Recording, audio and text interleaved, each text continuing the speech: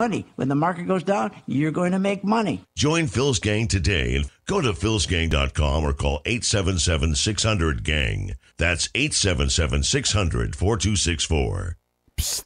Hey, you. Yeah, you. Do you know where you are? Well, you've done it now. You're listening to KCAA Loma Linda, your CNBC news station.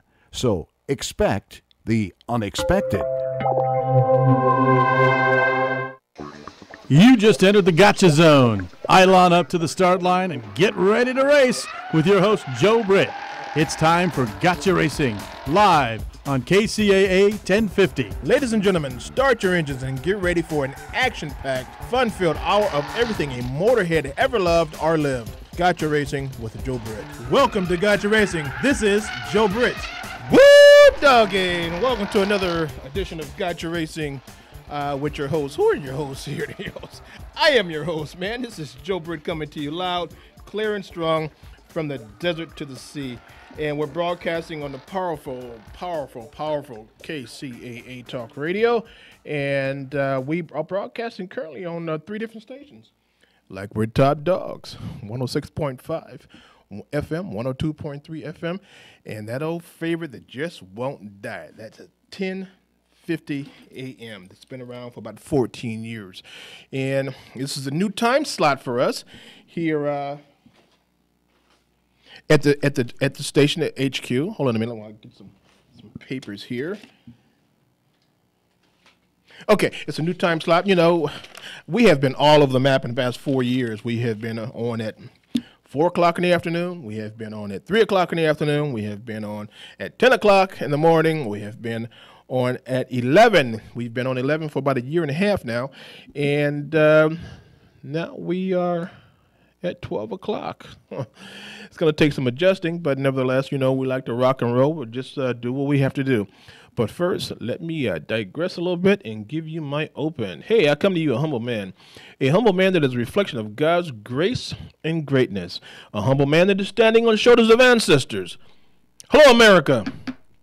Look alive, California. Wake up, San Bernardino. Stand up and be counted, Inland Empire, for this is your host, Joe Britt, coming to you loud, clear, and strong from the desert to the sea, broadcasting on the powerful, like as I said, 1050 AM KCAA, which is a NBC affiliate. So what happens? Joe, when we call in? Well, let me tell you how the station is set up. 3 different stations, as I said before, okay? So what happens is that goes in, audio. We have a studio in Rialto, and we call it Studio B.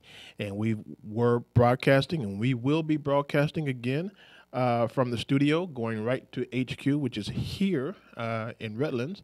And what happens is that goes over the air, 3 stations, and then NBC and with KCAA, they stream the video portion over to 190 countries. Now, how can I see the video stream, Joe? Well, here it is. Very easy. You got a dumb phone. You got a smartphone. You got a phone that can get video. You got a phone that has the internet. Go to KCAAradio.com, and we should be right there, okay? And that goes for you around the world, too. If you're listening, and 9 times out of 10, you are listening to our great broadcast, and you'd be on the internet, and that's KCAAradio.com, and you can see me in live and in living color, and bringing this great broadcast that we've developed to you, right to your eyeballs and to your ears. Okay. You know, this week or this month, last month and this week, has been extremely busy for us. I mean, extremely. Not only with the date change or the hour change, but we have been at SEMA. Had a crew at the SEMA show that we'll be talking with some of the crew coming up pretty soon, this hour. And I tell you, we have some fantastic interviews that you're just gonna have to stick around and see and hear, okay? Yesterday, Was it yesterday? Yeah, yesterday we were at the in Pomona at the Winter Nationals. That's the NHRA for you. Some of you guys who don't know what the Hot Rod Association is all about. Dragsters speed 100 or 10 or 11,000 horsepower, going down a quarter of a mile track at 3.3 seconds. And I tell you, that speed will pretty much lift your hair off your head. If you got a toupee, leave it at home. But there is nothing as exciting as watching that kind of money and that kind of technology going in a straight line for 3.3 seconds. You know, I mean, you close your eyes, 3.3 seconds, and they're done, right? The volume of air that comes from the exhaust hits the spectators, and I tell you, it's so much pressure from the start line. If you're there close, it really makes your heart go a lot faster. And I tell you, it's exhilarating, you know, and that the nitrous smell. Oh, it's you'd have to be a racer to understand what I'm talking about. And a lot of guys out there that are listening, hopefully you know what I'm talking about. But I tell you, 3.3 seconds, and the noise is extremely loud. It's really loud. You can't hear yourself. You can't even hear yourself think it's that loud. But I tell you, without earplugs on, you could damage your eardrum, and that's not good. But nevertheless, that's pure racing at its raw sport. The only thing, then here I am being the devil's advocate. It's gotten very expensive to race, man. You know, it has gotten very expensive to race, and if you don't have deep pockets or some type of some guy sponsorship that really loves you, you're basically doing street racing. You know. And on local tracks. But when it comes to the big ticket, and this is the big show, I tell you, you got to have some major dollars behind you. Why is that? Well, you know, for one thing, there's a crew behind that. Yeah, you could be the driver, and maybe you could be some of the designer and engineer, but it takes a crew and a team. You cannot do it by yourself. I've seen them take apart motors and put motors back together for racing in 45 minutes. You hear what I'm talking about?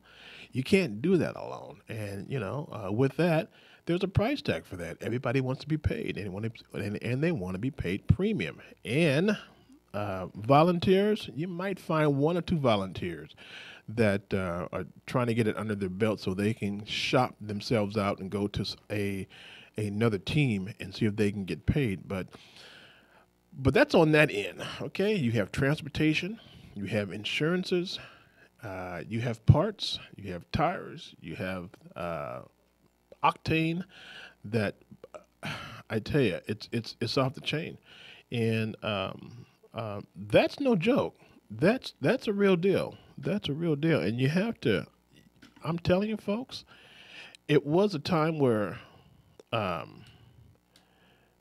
You could race, and you can race, say, balls out, and end up on at the big show. But those days have come and gone, and corporate sponsorship and corporate has gotten involved in it. And there's a lot of good racers out there, but they cannot and they will not get to that start line without major dollars behind them. So, but anyway, today is extremely warm today outside. And I'm wondering what the track is going to be like, because it is warm outside. It's probably about, 85, Joe, today? Oh, and by the way, and we're back with the guy that we started with years ago, and that's my homeboy, Joe. And he's a top-notch engineer, so if you screw up, I'm going to talk about you, man. But nevertheless, it's going to be a hot day today, and we'll be at the track tomorrow. Tomorrow's the finals, and all the guys are what they're doing now. Since yesterday, they're qualifying. you know, and they're trying to get to that top 6 or that top 3, not top 6, not what, top 6 or top 7 or top 8. And they want to be number 1 in whatever category. It could be bikes, it could be funny cars, it could be drag racing, top fuel. You know, it's no joke. And I tell you, tomorrow the crowd comes out. We've been doing this for a while, and we like to be in the center of everything. So we bring it to you. I always say we bring it to you hot and live, like the baker does on any given Sunday morning. But when you do see the and hear the interviews that we have taken from yesterday at the media days, they give us an opportunity to talk one-on-one with the top drivers and their teams. And we were in Pomona yesterday meeting. We, our camera crew and myself, and we had some great interviews yesterday. And we didn't get a chance, of course, to edit it down and get the sound right. And I will not, hear me out, I will not bring anything to you that's half done, okay? If the audio's not right, it won't get on the air. If the video's not right, it won't get on the air. So we have to edit all of that, even from SEMA. Got a lot of great stuff from SEMA. Met a lot of people from the SEMA show. Guys from Hawaii that had fantastic bikes on a fantastic truck, you know. Some racers that we interviewed at SEMA. Some young kids, 19, that, you know, I call them Daddy Warbucks because his pops helped him with putting his Datsun together, which you will see. A Fairlady 240Z Datsun that he brought it up to 2018 specs, and I tell you, it's really nice, really, really nice.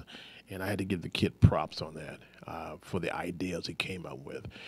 You look at the car, and it looks like it's 2018 instead of a 76, all right? And it takes a lot of money, about $150,000 to do that. But nevertheless, if it wasn't for his pops and their body shop with fabrication work in San Diego, I don't think he would be one of the top contenders at SEMA, because then again, it takes cash and it takes money to be at the big show at SEMA. You're not going to go in with a car that's half done. So it's, you know, it's good for the local car shows, and you can probably get away with, I'm not going to say a half-butt car, but you can get away with a lot of things, but at SEMA you cannot. SEMA is open to international, and everyone is there from every country, every industrialized country that's selling cars and auto parts and whatnot. They're there, and they're all shopping and hoping they can get the best value for their buck. So they meet the manufacturers there, they go back home, and then what they do, I've got a call coming in, Joe, and then what they do is take it home, get the best prices, and they bring it out to you. So, so anyway, that's what they do. And at SEMA, it's absolutely off the friggin' chain. And I tell you, I really enjoy it. I tell you what, I have a correspondent on the line, but what I want to do first, as I talk to him, I want to put some visualization of what we did at SEMA. There's a couple of bikes that Chris, our road warrior, that's in charge of our motorcycle, say the motorcycle industry, he had a chance to interview some top bikers, and I tell you, the interviews came out real nice, but we couldn't edit it down, so I just had to get some JPEG files and show it to you. But before I do that, I got to give all this stuff to my engineer and let him go through it. So, Chris, if you're on the line, just stay on the line. Joe, let's go to a commercial break, and I'll give you the flash drive, and we can get it set up for the Road Warrior. Hey, guys, this is Joe Britt coming to you live and strong from the desert to the sea here at HQ in Redlands, California, and 106.5, 102.3 FM, and that old dog that won't die. 10:50 a.m. We shall be right back. Hold on.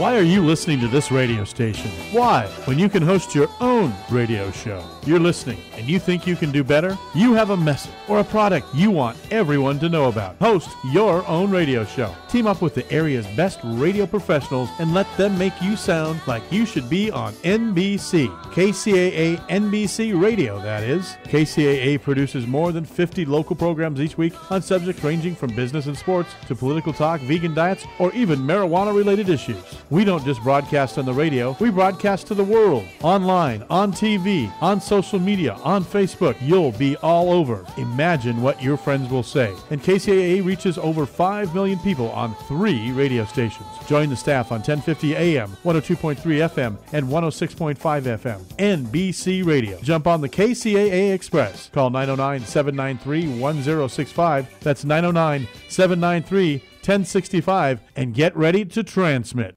Looking for a new place to eat? Delicious food at a great value? The Tri-City Center in Redlands is proud to announce the grand opening of a fine new dining establishment. Terry's Diner, at the former location of the Spunky Steer in Redlands, is officially opening for business this Wednesday, November 14th, from 6 a.m. to 9 p.m. daily, with delicious, mouth-watering breakfast, lunches, and dinners. Treat yourself to Terry's tasty dessert menu, such as Terry's famous sundaes, banana splits, hot fudge cake, old-fashioned root beer floats, frosties, cakes, and pies, too. You'll find weekly lunch and dinner specials, all under $10, including Angus steaks, burgers, Greek salads, pasta seafoods, with wine and beer. Terry's brings years of tasty temptations from DJs in San Bernardino and Alta Loma. This Wednesday, join a new tradition in Redlands. Stop by at 1350 Industrial Park Avenue between Tennessee and Alabama in the Tri-City Center. Google Terry's Diner Redlands on Yelp or find them terrysdinerredlands.com. Hey, that sounds like that's my cue to get back on the air and do some serious talking about what we have done in the past couple of weeks, actually. And let's hope that I see that Chris is on the line. So, by the way, before I get to Chris, you're on the line? I am here. All right. JP, go show that first. First. Anyway, folks, if you're on the internet or if you have a smartphone and if you have gone to KCAAradio.com, you can see our team that went to SEMA, and these guys worked their butts off, all of them. That's me in the middle, but nevertheless. We had a great time at SEMA. So, Chris, how you been, buddy?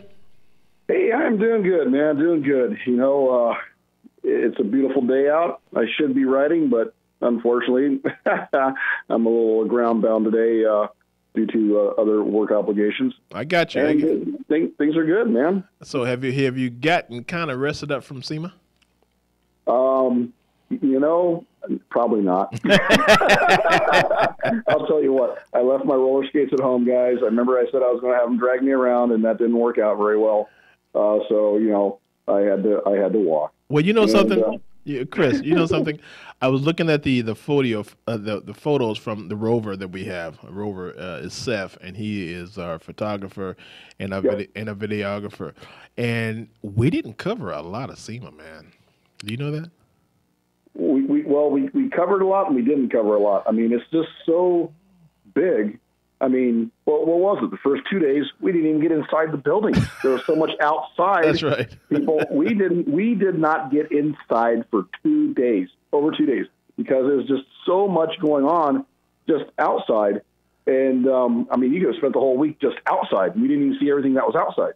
Yeah. So it was incredible. You know what? And there was some great interviews that you and I did on the outside that are top notch.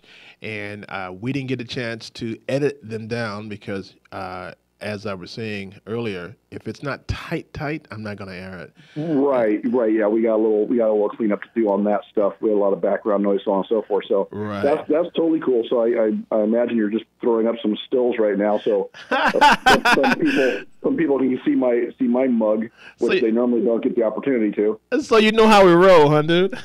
Oh, yeah. I'm not online right now, but I know exactly what you probably got going on up there. So, Okay. but All right. Well, go ahead.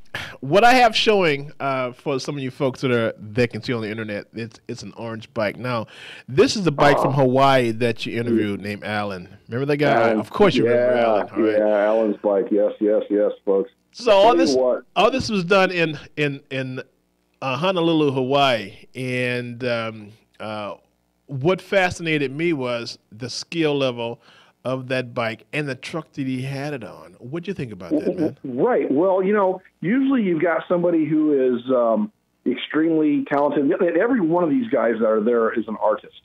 Some people use a canvas and a paintbrush. These guys use things that have wheels and engines. And, usually you find somebody who is top-notch in automotive or motorcycle or painting, or they do painting, or they're a top-notch mechanic, or they got a specialty on some sort of motorsports. This guy, folks, had it all down, and there's a reason why he was in the very first spot when you walk onto the property, coming right off Convention Center Way at the intersection. It dead ends right at this guy's spot. And everything he had was incredible, and he did himself. The bike, as you're probably seeing in the picture, is just phenomenal. The whole concept behind it, the build, the detail was crazy. And not only that, but the 48 Ford that he had the thing in the back of was off the hook. It was, everything about it was crazy, right down to the 500 Cadillac that he engined with stacked superchargers that he had powering this thing, to the one-man auto load system for the chopper that went in the back of it. And every detail in between, nothing missed. This guy was incredible. So do you think he was showing off? He surely should have been, because if I had that kind of talent, I'd wanted the world to know about it and be showing it off too. But here's the neat thing about Alan: a very humble, very quiet individual. He lets his work do the speaking for him. So trying to get words out of the guy at first was kind of hard, but once he started talking about it, you see that he has a passion for it, for every aspect of it, like we do. So then you can get off the air. But the guy was great, very humble man, very nice guy, and incredibly talented. So you know what? For these guys, a lot of guys they're real versions of being on tape, And when that red light comes on for recording, they clam up, and you pretty much have to do some fishing with them and bring them onto your side like we always do, and then they open up. So, but what I'm gonna do, and what I should have done, is cover up that button, that red button that pops on with some. Well, it doesn't matter. I think just seeing that lens pointed at you, you're looking at the backside of your TV set, the side you never see, and that's intimidating to some people. Now, that being said, even some of us who have been in front of the camera before tend to stumble and trip, and we have some footage of that I hope that, God sakes, hope it doesn't make the air, but I know you're going to put it on eventually. I tripped and stumbled out of the gate, folks, and but we recovered, and it was a great show, man. It was awesome. A lot of fun stuff out there. Well, you know what? I think I forgot about that, man. I'm going to have to go back now that you say it. I'm going to have to really scrutinize the media that we have that's still on the camera. In other words, I should have just kept my big mouth shut. Yeah, pretty much. Because now I'm really going to look for it now, man. Great. Yeah, okay. Folks, you know what? It's hard enough looking at the camera if you're not used to it. And then you got this guy. When I say this guy, I mean Mr. Britt here, on the other side, looking over the shoulder of the cameraman, just cracking me up, and so well, you know what? We had to do about 4 takes on the first one we did. But I tell you, man, put the next photo up. if you can't have any fun out there while you're working, I mean, what the heck you doing it for? Now, the picture. Now, this is if you guys are looking. This is the first interview that we did, and oh Lord, it was that what bike was that? Oh, it was that old school bike with the cow front of it. Yeah. This guy had a cool. I like to call it a cat catcher. It looked like an old steam locomotive cow catcher on the front. Little shovel there right off the frame behind the front wheel. Now this bike had airbags, so it could lower itself all the way down to the ground, and literally it was just sitting flat on the ground, and then it could raise up, and there was also a rider. He had some really neat details on this thing. He had it looked like an A10 20-millimeter cannon shell. That was the tail light housing, and then he had shotgun shells as the top of the forks, and then a Springer front end that was using rubber shock mounts instead of a spring. So I guess it'd be called I don't know what kind of front end you call it, but it was all very customized. Every single piece of this bike was hand created by the builder, and very, very cool. It was the first thing I saw when we walked into the building and said, "We gotta get this one." It kind of reminds you of the old rat rods. Exactly, a rat bike. Right. Yeah, I mean, this thing looked like. And it was funny because at a glance, you're seeing the picture here, guys, it looks like something, you just grabbed some sheet metal from a junkyard and just slapped it together. But the more you look at it, the more you see the details. It took a lot of work to make it look like that. It really did. It looked great once it was all done and together. And the more I looked at that bike, the more I was just like amazed on the vision that this builder had to create that. Yeah, it's weird because in the industry that we're in, people getting cars and they're putting new stuff on it, and they're polishing it up, and they're chroming or they're blacking, they're masking off and putting black paint on it to look up to date. This guy with the bike, he put new stuff on it and he turned it back to old school. He just the reverse. Yeah, we saw a lot of trucks and cars that were the older vehicles that were made to look like we just pulled them out of a barn. That's right. And probably did. And I'm not even sure that they even mimicked the patina, we'll call it, on these vehicles and bikes as much as they might have just looked at it, kind of gave it a light sanding to clean it up and clear coated it as was. And it looks very cool, and different for sure. But you know something? Fit right in, Chris. As we were walking, going from booth to booth, trying to get to this one is when we first got to SEMA. No, the second day of SEMA, and then we wanted to get to Allen, so we were going through the building, and we just happened to catch this guy here. But as we were walking and looking at those cars and trucks, we were saying that, and you and I were saying, something, I think the guy just put some clear coat on it and just let it. And some of it wasn't even shiny, so some of it looked like they just dug it up out of a barn in Missouri or something and brought it in, Except for then when you looked at it a little closer, you realize, oh, that's just the way the outside looks, and then you saw some kind of an incredible motor inside of it, and everything else was detailed, and then you realize, wow, there's a lot of thought and a lot of build and a lot of time that went into these creations. It was fantastic to see. It wasn't as simple as we thought it was when we at a first glance. So. Put the next one on, Joe. That's what we got. Okay. What is this one here? Oh, okay. This is just a car that we shot at. I guess a Junior must have shot at, meaning our Rover. Do the next one, Joe. Okay. All right. So now, Chris, what I'm looking at here, keep it right there. What I'm looking at here was the Hot Wheels. Remember we were passing through, the Hot Wheels had a large display of all this. Most all the cars were duplicated to be Hot Wheels size. And we had we had a couple of great interviews in this lane. That's why we hardly, you know what? You're right. The 2 days. We burned a day right there on Hot Wheels.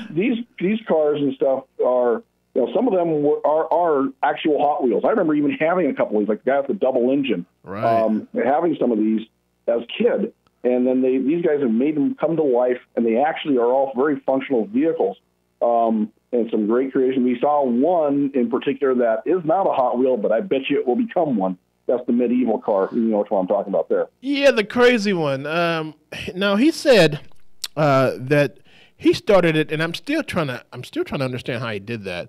The cabin was a helmet, but it was made from Propane tank. a propane tank, and I'm wondering how big of a propane tank was he talking about? Because an helmet, it was pretty big. This is for the when there's homes like, especially if you go up in the mountains, you'll see a lot of them.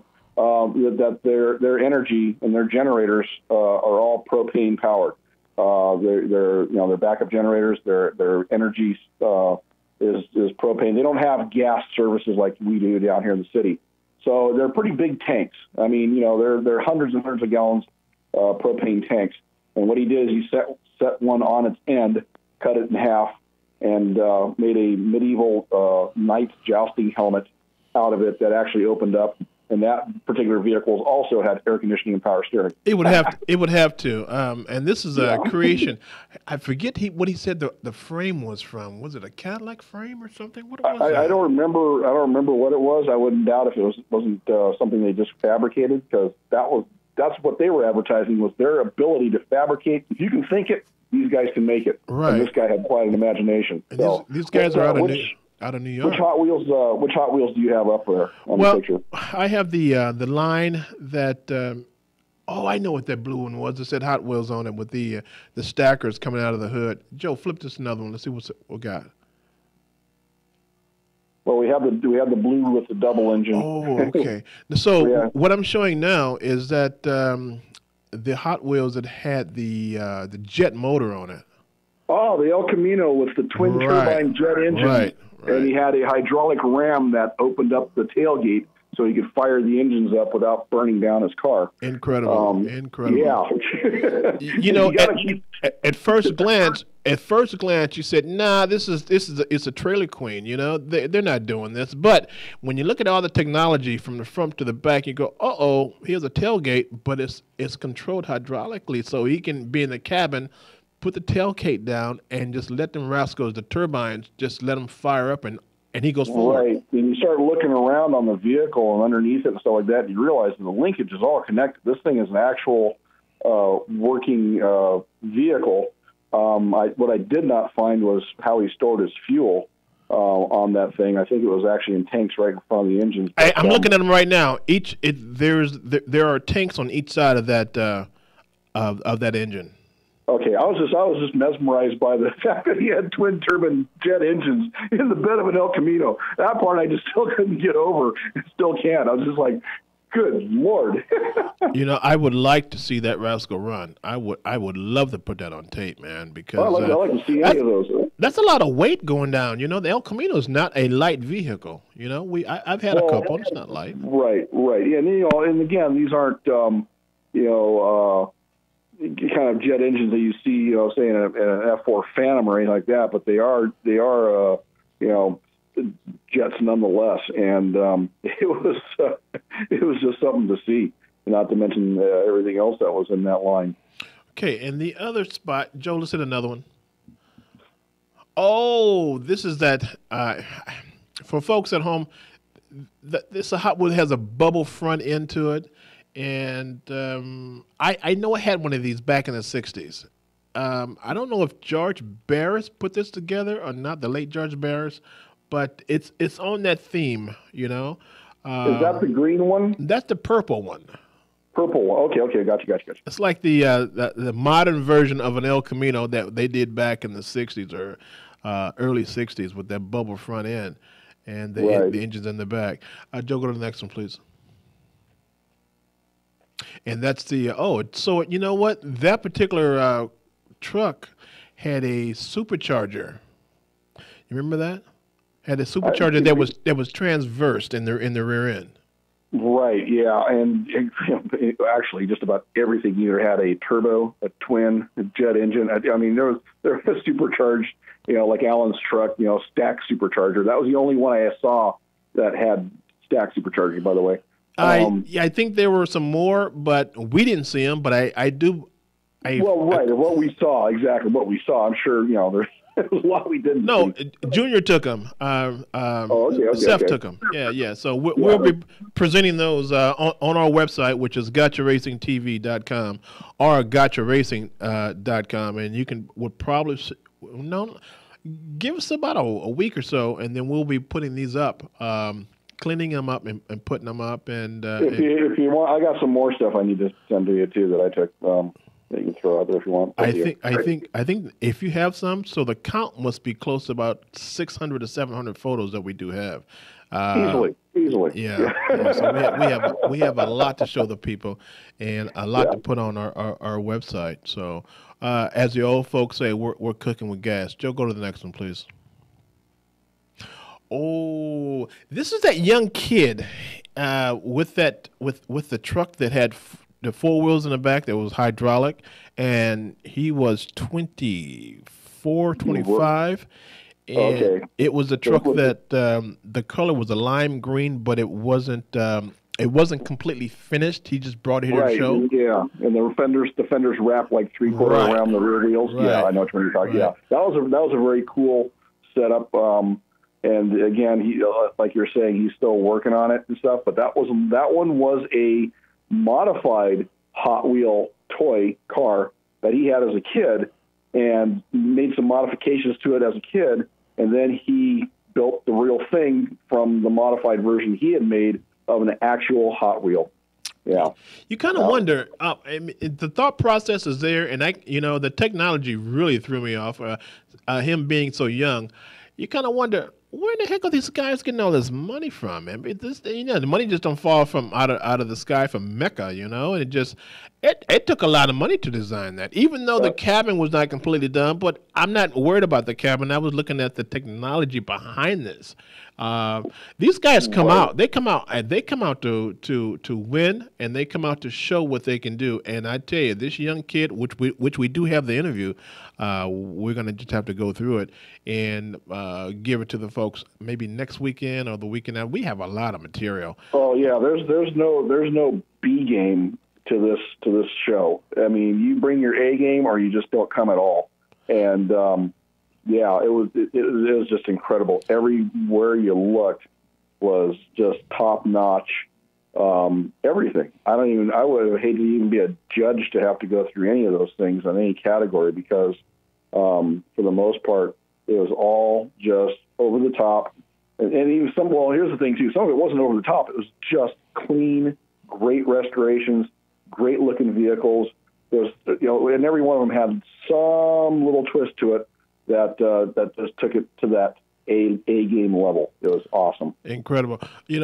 I've always said SEMA has eye candy, and it has the eye candy for females. The models are all there. Two wheels, beautiful. 4 wheels, and 2-legged. That's yes. right. That's right, man. So for a car enthusiast, this is like heaven for a week, man. We enjoy. You know what? We enjoyed ourselves, and we didn't go to any of the industry parties, man. We're tired. We're tired. Not to mention the adventures we had just getting there.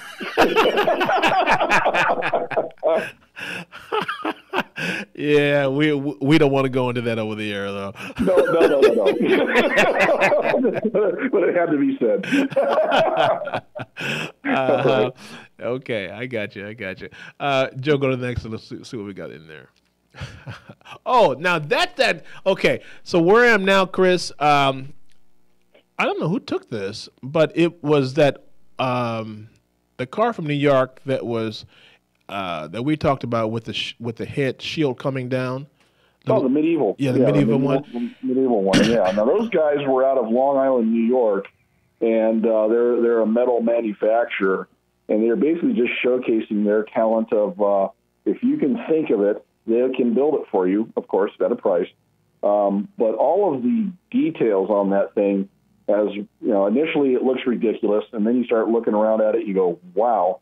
Right down to the nuts, bolts, the welds were all just top notch. And there's 2 nitrous bottles on that sat in front of the rear wheels on the outside, if you guys were wondering. a video screen inside for a backup camera, and I guess you could say it has power windows because the whole thing tilts open by power. So. It's the craziest vehicle I have ever seen. I've seen a lot of them. Yeah, that's the propane tank one. Yeah. Yeah, and we were passing by and we couldn't go any further, and we had to wait till the builder showed up. Now the money man was already there, but he wanted the builder to start talking about it, and then the builder brought in another guy, his partner. And at first, they were kind of not. They weren't talking as much, but after I could get them to talking. I could not shut them up. And you know what? We burned a roll on those guys alone. That interview is 28 minutes, man. Well, yeah, I know. I was standing around waiting. But yeah, no, that was a very cool one. I think one of the neatest details on that has to be the exhaust system. Yeah, the snakes, snake and it was yes. That was all hand done. Beautiful design. Yeah, beautifully that done. was great there. Yeah, great vehicle. Folks, you're going to have to see this on our Gotcha Racing TV.com or GotchaRacing.com, and we'll post these. And we'll post them this weekend. So Sunday, Sunday or late Saturday night. No, just go Sunday, because we're gonna have to go to the track and do what we have to do for the NHRA. So, nevertheless, you'll see this. You'll see what we're talking about. Pretty cool. Pretty cool. Now that particular truck, I swear it. Every piece in the truck would tear your hand off. They had raw knives, and I don't know how he got permission to drive this rascal on the street. I don't know how. Because if you run, Chris, if you accidentally ran up and touched it, you're going to walk away with some punctures in your hand or your arm. Oh God, yeah. If not just burns. Well, maybe you got that heats up on that thing. But, I'm sure it's not what they would consider a daily driver, though technically it could be because it's handled, from what they're saying, you had rack and pinion or power-assisted steering, air conditioning, and fully functional. And they say it's a driver, but I'd have a feeling that the Long Island PD might question its it's got to be loud as heck. Yeah, open headers to the snake mouth. That's right. And so very interesting vehicle, very cool, very well detailed. And if you have anything that you need made, these guys could definitely manufacture it. I'm looking at the snakeheads now, and I'm wondering, did he have the flames come out of that? Did he say anything about flames? No, okay. No. But I'll tell you what, since those are uncorked headers, basically, I didn't see any mufflers or catalytic conversion of that stuff. I would imagine that if any raw fluid fuel came through the system, then you'd have flames. yeah, that's for sure. That's for sure. Joe, let's go to the next one and see what we got, if that's it. Oh, that's another close-up view of that. Okay, go to the next one, Joe. Okay. You remember that bike we saw that had it was really, really nice, and I think it was for batteries they were showing. But anyway, it was the lowrider one with the 36-inch wheel in the front. Yeah. Gold with maroon stripes. It was off the chain, man. Yep, I got a picture of that one too. And yes, that one was very nicely done. The paint job on that thing was exquisite. Every detail on that bike was top notch as well. I didn't get a chance to talk to that guy. Yeah, I'm wondering, bikes like that with that 36-inch wheel in the front, if those were actual drivers, or if it's just for show, and then if so, I mean, I wonder the stabilization of that big front tire versus. Oh, you know what? It is. And looking at the rake of that front end as well, it probably handles quite well. I would imagine. Think of riding your 10-speed or your mountain bike. You got that higher center of gravity on that front axle, so it probably absorbs the smaller bumps and whatnot quite well, I would imagine, if it has, And again, that one I'm sure has some sort of air system on it to bring it up. Oh, it did. Yeah. Because it's dragging on the ground. Right? It's dragging. Yeah. Right. Yeah. It's sitting on the frame. Actually, that will make the ride probably a little rough on it too. You think so? With an airbag in there? You think with an airbag? Why would an airbag system in the back be a rough ride? Well, okay, it depends upon the weight ratio to the air pressure it takes to bring it off the ground, and the overall weight of that. So the more weight you put in the saddlebags and stuff, of course, the probably smoother it would be. But having that large front wheel on there, I would think would handle just fine. It'd be a little different dynamic. It would definitely handle different than say my wing, but I don't see any problem with actually riding it. I mean, it's not ridiculously big like those old penny farthing bicycles that have the 8-foot front wheel on them or anything like that. But, listen to that! You had to go way back then and get that, huh? Well, okay. You're gonna bring up some history, but but I bet you it rides just fine, and but I'd be afraid to take it out of the garage. No, you wouldn't. No, you wouldn't. You put that half helmet on. You take that big helmet that you have when you drive your gold wing off. Well, you got to crack it open once in a while, I guess, just to see what it can do. But I don't know if I'd make it a daily rider. I tried. I don't know about long distances. I wonder if it can make a long haul, like from here to Frisco or something, or here to Bakersfield. Oh, I'm sure it could. I don't know if I could, but I'm sure it could. Yeah, I got you. Go to the next one, Joe. Let's see what we got. Oh, that's just a close-up version. Okay, go to the next one. All right.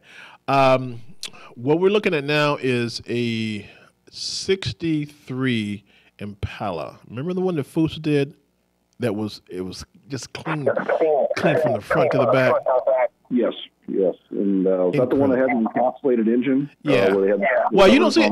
Actually, you don't see the engine. What's that noise? Okay. Actually, you don't see the engine. All right.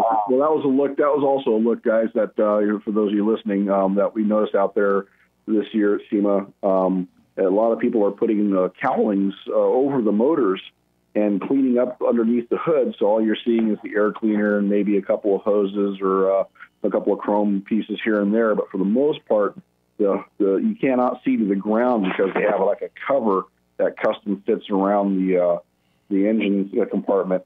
I think that's more of a show item. I don't think you could drive with that without it overheating on you, but maybe you can. I don't know. But that seemed to be the look that a lot of people were going for this year out there. But it's nice. It's nice and clean.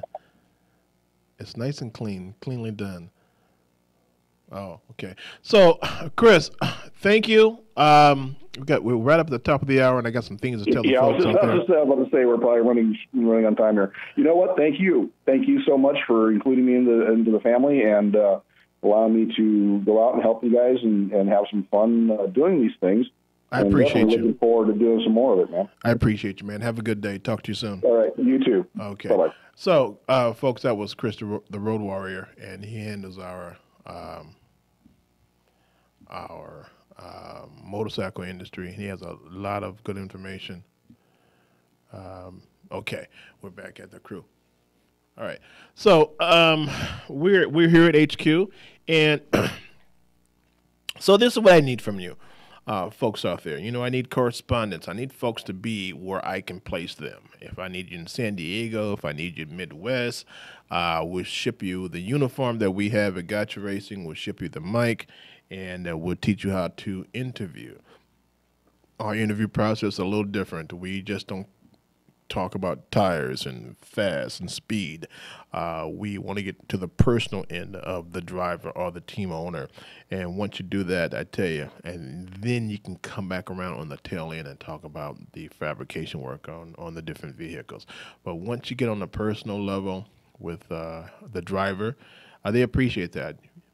They appreciate you talking about their kids. They appreciate you talking about their families.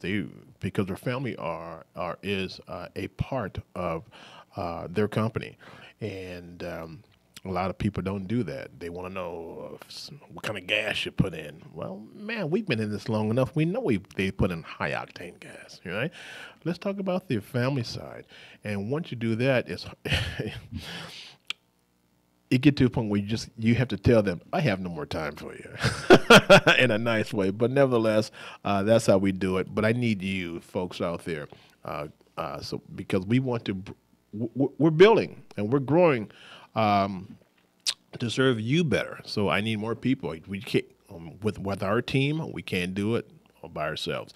So you want to get on the team? Here we are, grtv.media@gmail.com. grtv.media@gmail.com. We are growing. We're growing. We've been around a long time, and we're growing. So what I'm going to show you now, we finally got our hats in. Okay, you guys see that? If you can't. We finally got our hats in with that, the red, white, and blue, the United States with the Gotcha Racing TV in it. We forgot the hats in. So we are selling these, all right? And we are self-funded. It's not like we got major sponsors, although we have some new sponsors coming in the first of the year. We are raising funds so we are buying a building, folks, and with the ownership of the building, we're putting in our own Gotcha Racing garage. All right, that's on the bill side if you need stuff to be worked on. Okay, and then on the retail side, we'll be selling Gotcha stuff, and that could be from shirts, hats, speed equipment, shocks, superchargers, turbos, headers, whatever you need to go fast. We'll be selling that. So in order to get that, we're raising funds. All right, we are raising funds. So we have an artist going to come up with some great designs for T-shirts. We have our own T-shirt printing facility. Okay, so we are printing our own T-shirts, and we'll be selling those. So you want to get with us, be a part of the family, wear Gotcha Racing stuff, wear Gotcha Racing hats. We are just so happy to bring this to you, our great listeners. Now, if you're interested in that, in one of the hats that we do have, they're going for $22.95, and it's well worth it. We're not making that much money on it, but nevertheless, we want to put it out there. Go to grtv.media@gmail.com. We should be loading this up on our website pretty soon, and you can probably just go to PayPal and put in your order and of $22.95, and let's see, our PayPal address is BMC1, the number 1, at USA.com. BMC1 at USA.com, and then put your order in there, and we can go from there. Hey, this is Joe Britt. We're so happy to be here. We're happy to get back from SEMA, and we're gonna go do some more NHRA stuff tomorrow, and bring all that to you next week. Same time, new time, 12 o'clock. Same station, 106.5 FM, 102.3 FM, and 1050 AM on your AM dial. This is Joe Britt, Gotcha Racing TV, Gotcha Racing TV Live. Take care of yourself. Hopefully hear from you next week. Take care. Bye.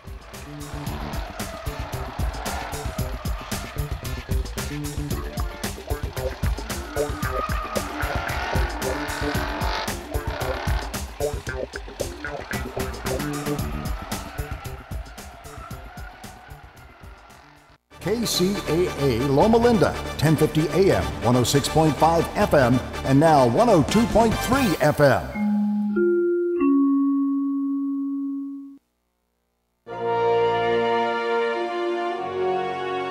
Exploring science and the sea.